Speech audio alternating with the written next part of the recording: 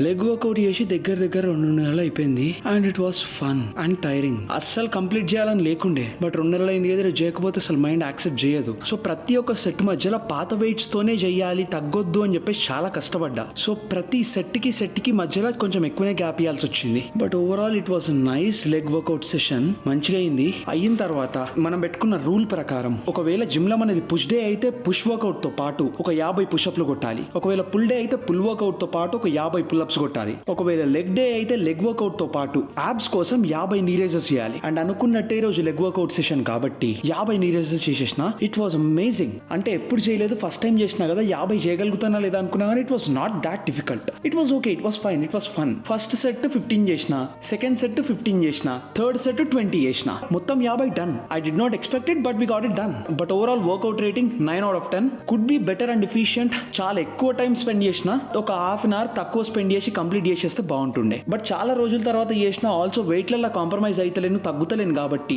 Maybe I needed this gap in between the sets.